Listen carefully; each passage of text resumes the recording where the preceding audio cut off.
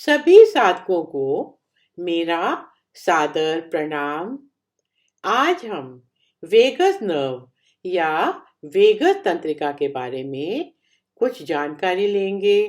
अधिक से अधिक शोध अब यह देखने के लिए समर्पित हो रहे हैं कि हमारे अस्तित्व के लिए वेगस तंत्रिका कितनी आवश्यक है। वास्तव में योगाभ्यास हमारे योनि स्वर या वेगल टोन को बढ़ाने में कैसे मदद कर रहे हैं, इसे अब परिभाषित किया जा रहा है। शरीर की कई गतिविधियां हैं जिन पर हमारा कोई सीधा नियंत्रण नहीं है। हृदय गति या हार्ट रेट, रक्तचाप या ब्लड प्रेशर, श्वसन या ब्रीदिंग, शरीर का तापमान, बॉडी टेम्परेचर, डाइजेशन या पाचन, चयापचय या मेटाबॉलिज्म, द्रव संतुलन या फ्लूइड बैलेंस जैसी गतिविधियों को स्वचालित ऑटोमेटिक रूप से ऑटोनॉमिक नर्वस सिस्टम या स्वायत्त तंत्रिका तंत्र के रूप में जाना जाता है। वे सब हमारे कॉन्शियस एफर्ट या सचेतन प्रयास के बिना घटित हो रहे हैं। इन सभी गतिविधियों को ऑटोनॉमिक नर्वस सिस्टम या स्वायत्त तंत्रिका तंत्र के भीतर दो विरोधी ताकतों द्वारा एक निरंतर सीमा के भीतर रखा जाता है। इन दो विरोधी ताकतों को सिंपैथेटिक नर्वस सिस्टम और पैरासिम्पैथेटिक नर्वस सिस्टम के रूप में जाना जाता है। सहानुभूति प्रणालियां सिंपैथेटिक नर्व्स रीढ़ की हड्डी के थोरैसिक क्षेत्रों से उभरती हैं, जिसे थोरैसिक बहिर्वाह या थोरैसिक आउटफ्लो के रूप में भी जाना जाता है। सहानुभूति तंत्रिका तंत्र या सिंपैथेटिक नर्वस सिस्टम खतरे या कथित खतरे के दौरान फाइट और फ्लाइट या लड़ाई या उड़ान प्रतिक्रिया को सक्रिय करता है। इसीलिए यह मुख्य रूप से अराउजल के लिए जिम्मेदार है। चिंता और तनाव होने पर यह हृदय गति यानी कि हार्ट रेट, रक्तचाप यानी कि ब्लड प्रेशर, श्वसन या ब्रीदिंग, रक्त शर्करा यानी कि ब्लड शुगर को बढ़ाता है। पैरासिम्पैथेटिक नर्वस सिस्टम मस्तिष्क और मेरुदंड के जंक्शन से निकलती हैं और साथ ही रीढ़ की हड्डी के सबसे निचले हिस्से से भी निकलती हैं। उन्हें क्रैनियोसैक्रल के रूप में जाना जाता है। यह मुख्य रूप से शरीर के आराम और पाचन, रेस्ट एंड डाइजेस्ट को उत्तेजित करता है और फीड एंड ब्रीड यानी कि खाने और नस्ल प्रतिक्रियाओं को इस प्रकार पुनः स्थापित करता है, यानी कि शरीर वापस शांत या विश्राम की स्थिति में आ जाता है। शरीर में अधिकांश पैरासिम्पैथेटिक वितरण 10वीं कपाल तंत्रिका क्रेनियल नर्व द्वारा होता है, जिसे वेगस कहा जाता है। वेगस इस मायने में अद्वितीय है कि यह न केवल बाहरी कान के ऊपर एक छोटे से क्षेत्र की आपूर्ति करता है, बल्कि गर्दन, छाती और पेट के नीचे इसके रास्ते में आने वाले सभी अंगों को स्टिमुलेट या संक्रमित करता है। तालु या पैलेट, फेरिंग्स या ग्रसनी, स्वर यंत्र या लैरिंक्स, फूड पाइप या अन्न प्रणाली, फेफड़े, हृदय और पेट के अंगों को जैसे कि स्टमक, स्प्लीन या प्लीहा, पैनक्रियाज या अग्नाशय, लिवर या यकृत, पित्ताशय या गॉल ब्लैडर, छोटी आंत और बड़ी आंत को वेगस नर्व सप्लाई करती है। अब जब वेगस स्टिमुलेट हो जाती है तो हमारी तेज हृदय गति और श्वास को धीमा कर देती है। यह हमारे पेट के स्वास्थ्य में सुधार करती है और यह हमारे तंत्रिका तंत्र यानी नर्वस सिस्टम को भी शांत करता है। शोधकर्ताओं ने इसे वेगल टोन बढ़ने के रूप में संदर्भित किया है। अब यह भी अच्छी तरह से माना जाता है जैसे ही वेगस नर्व या तंत्रिका नीचे उतरती है तो यह नसों या तंत्रिकाओं का एक नेटवर्क बनाने के लिए कई प्रमुख स्थानों पर शाखाओं को छोड़ देती है। उन नसों या नर्व्स के नेटवर्क को प्लेक्सस कहते हैं जो स्पाइन या रीढ़ की हड्डी के सामने होती हैं, जिन्हें अब हम चक्रों के रूप में पहचानते हैं। इनमें से पहला नसों का जाल या नेटवर्क जिसे नर्वस प्लेक्सस कहते हैं, वह गर्दन में फूड पाइप और वॉइस बॉक्स या स्वर यंत्र के पीछे होता है, जिसे विशुद्धि चक्र के रूप में जाना जाता है। इसके बाद छाती में कार्डियक प्लेक्सस अनाहत चक्र के रूप में होता है और पेट में सेलियक प्लेक्सस के रूप में होता है, जिसे मणिपुर चक्र के रूप में जाना जाता है। बाकी चक्रों को हमारी पेल्विक नर्व्स या नसों से बनते हैं, जैसे कि सेक्रल प्लेक्सस यानी कि स्वाधिष्ठान चक्र और कॉक्सिजियल प्लेक्सस यानी कि मूलाधार चक्र, जो कि सेक्रल पैरासिम्पैथेटिक नर्व्स के प्रभाव से बनते हैं, हमारी पेल्विक नर्व्स या नसों से बनते हैं।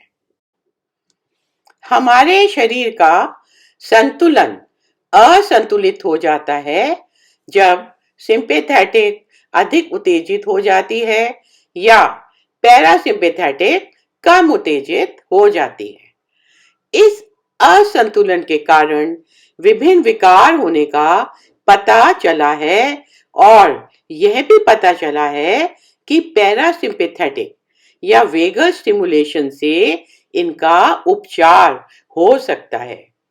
इस प्रकार गंभीर विकार जैसे कि हृदय गति और रक्तचाप के विकार से मानसिक स्वास्थ्य के मुद्दे, तंत्रिका संबंधी विकार या न्यूरोलॉजिकल डिसऑर्डर्स, प्रतिरक्षा स्थिति में बदलाव यानी कि ऑल्टर्ड इम्यून सिस्टम, आंत या इंटेस्टाइन्स के स्वास्थ्य के मुद्दे और मधुमेह या डायबिटीज और पार्किंसोनिज्म जैसी स्थितियों को योनि तंत्रिका उत्तेजना या वेगल नर्व स्टिमुलेशन से मदद मिल सकती है।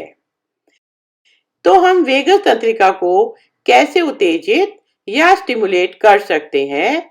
हालांकि कई अपरंपरागत तरीके और प्रत्यक्ष न्यूरोमॉड्यूलेशन तकनीकें हैं, इस लेख में वेगस नर्व को उत्तेजित करने के लिए हम विभिन्न यौगिक जोड़ तोड़ तक ही सीमित रखते हैं, जिन्हें सूक्ष्म क्रिया, प्राणायाम और योगासन में बांटा जा सकता है। योग कार्यक्रम की शुरुआत करते समय कुछ सूक्ष्म क्रियाओं को वेगस नर्व को उत्तेजित करने के लिए देखा जा सकता है। उनमें से कुछ प्रासंगिक गर्दन के व्यायाम हैं, जिनमें पार्श्व झुकना वेगस को उत्तेजित करता है।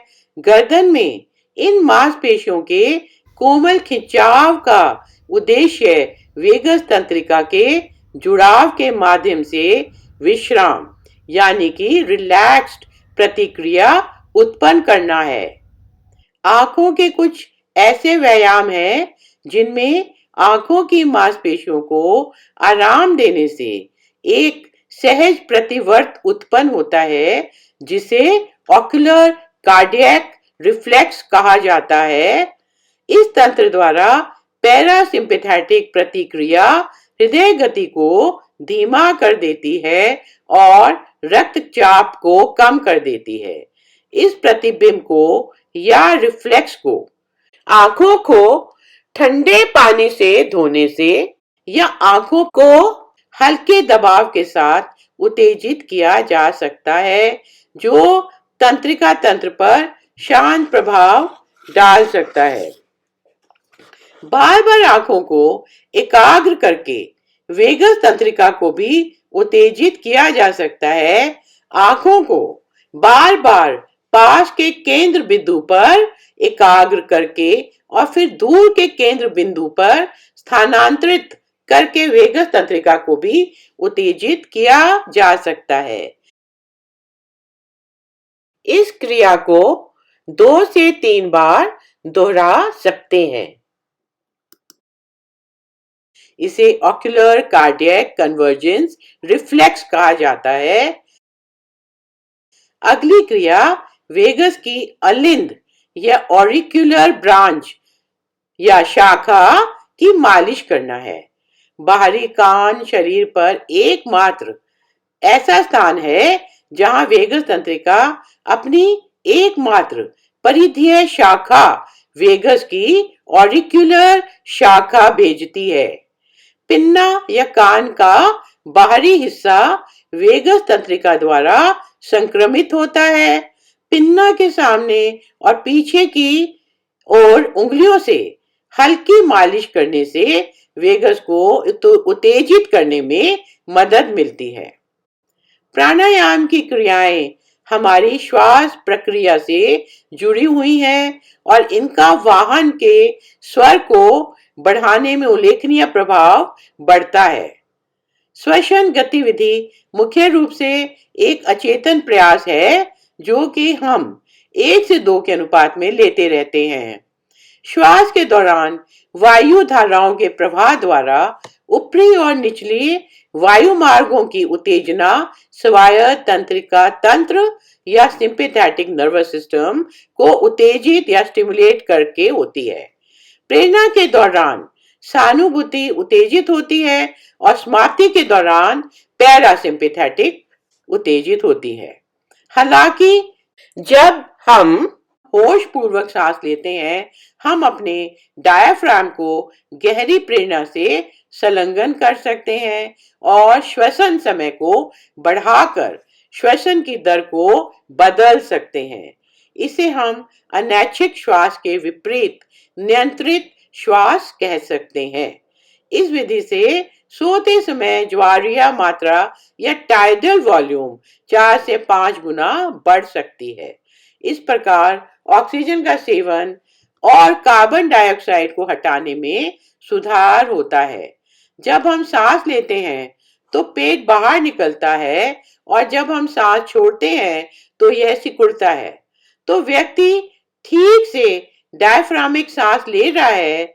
यह श्वास फेफड़े की कार्य क्षमता में सुधार करता है और संज्ञानात्मक कार्य या कोर्टिसोल हार्मोन के स्तर को कम करता है और फेफड़ों में योनि तंत्रिका अंत या वेगल नर्व एंडिंग को उत्तेजित करके रक्तचाप को कम करता है। पहले हम चर्चा करेंगे कि डायफ्रामेटिक श्वास क्या है।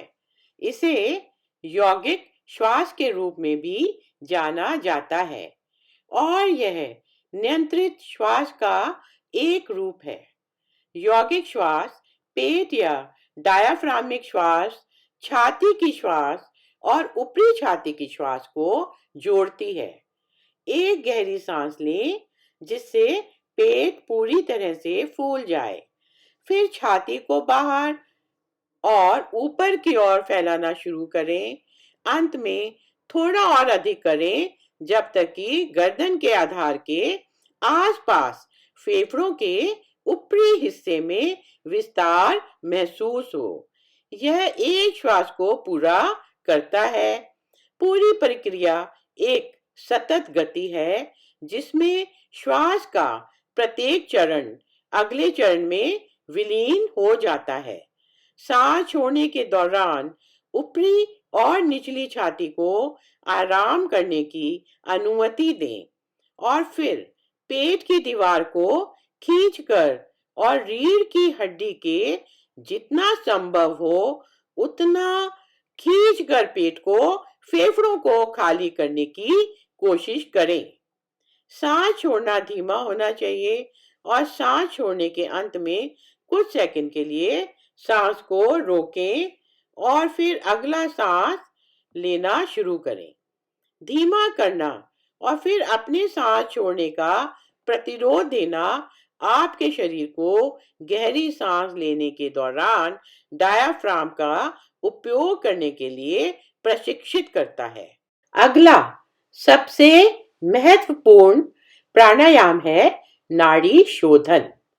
यह एक समय में एक नासिका से गहरी सांस लेना है, अपनी बाईं नासिका से श्वास लेना और दाईं नासिका से श्वास छोड़ना और फिर दाईं नासिका से श्वास लेना और बाईं नासिका से श्वास छोड़ना है।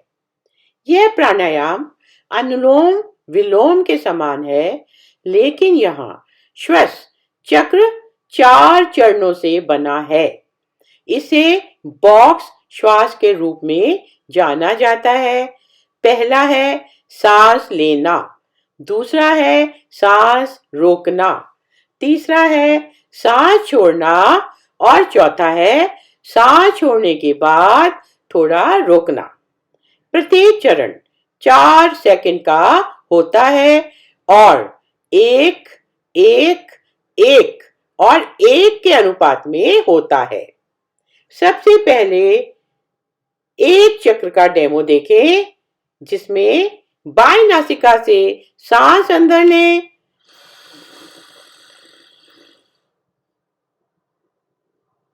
सांस रोकें,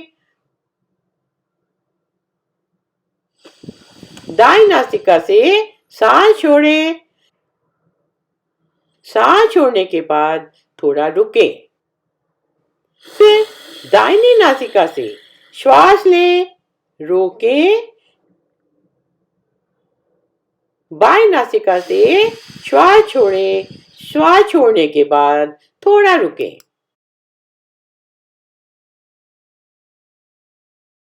बाद में श्वसन रोकने का चरण और श्वास छोड़ने का चरण धीरे धीरे बढ़ाया जाता है।